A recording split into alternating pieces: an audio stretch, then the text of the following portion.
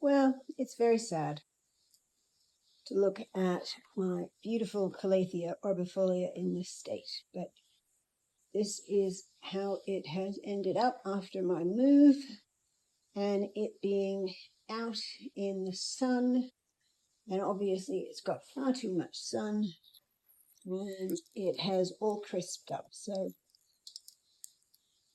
I feel very sad for it because it was beautiful. Look at the size of those beautiful leaves. It will come back. I have no fear. I restarted Mums about 8 months ago, and it got to this stage. It also has been badly damaged by the move and being out in the sun for a while.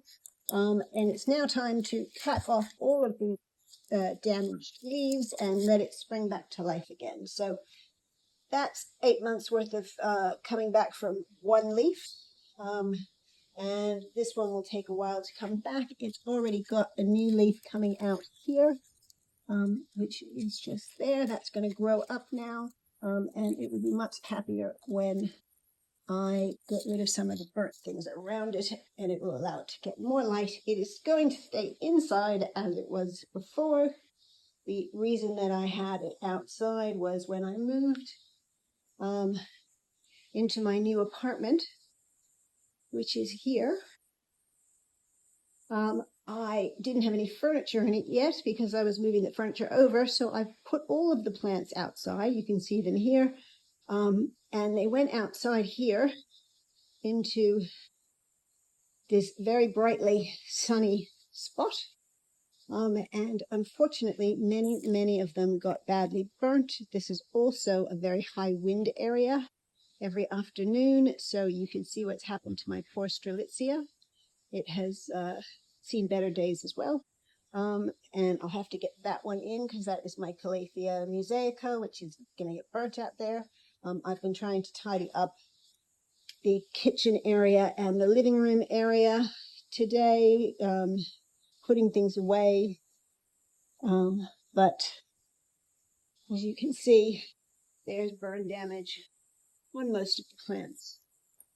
Unfortunately, one that doesn't have any burn damage on it is the Christmas cactus, which is flowering beautifully. Look at these stunning flowers. And it doesn't mind a bit of sun. Doesn't want too much though.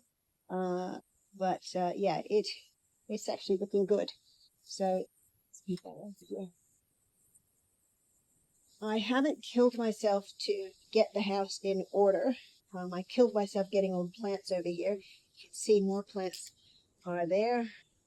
Well, and I brought over all the plants myself, and then they stayed out here for a while. So anyway, this was just a short video to show you what I was doing with my Calathea orbifolias.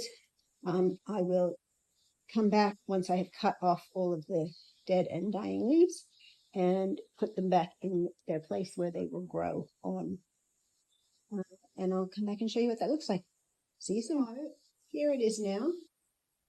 Well, here they both are, but here's my big, beautiful one. I'll put in some pictures of what it was like before so you can see the difference in size. This was her in her heyday, so it's a bit sad now. I cut off some of the worstly,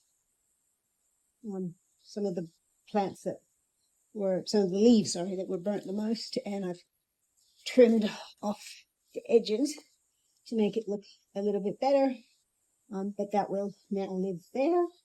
And there's Mom's one.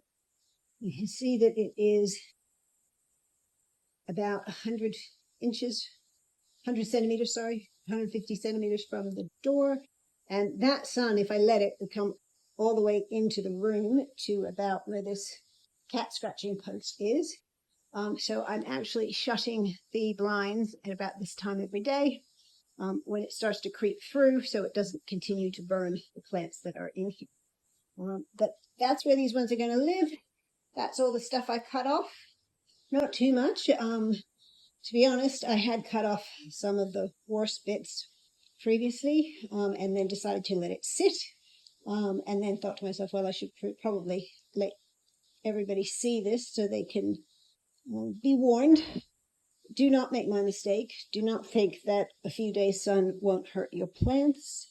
If they have not had direct sunlight on them before, I'm sure that the combination of the winds, the heat, it's 38 degrees today, and the sun has been sort of a massive conglomeration of factors that has meant that the plants have been quite disturbed.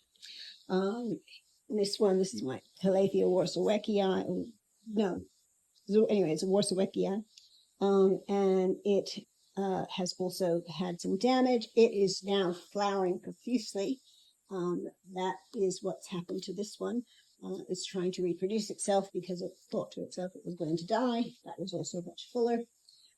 This is what's happened to most of my philodendron that are on the poles. Poles are getting dried out more quickly than ever. So what I've started to do is cut them down.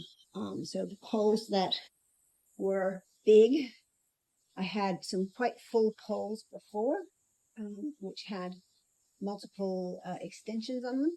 I'm actually going to be cutting them all down so that they are all just the one height, and starting again. That is the white wizard. It's either the white wizard or the white knight. And that one, as you can see, has lost about half of its leaves. So that's going to be for the chop.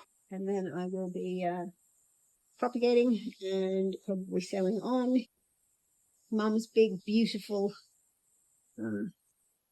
fiddle leaf here that got pushed over by the wind, knocked over by the wind a number of times, lost most of its leaves that were going down the sides. You can see there the newish cuts, but you can also see that from the cuts, it is growing new leaves. So this just goes to prove my point that I've always saying to people, that plants want to live. And if you give them a chance, they will continue to grow.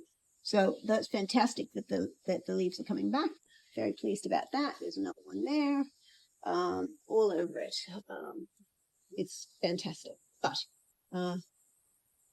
that is all for today.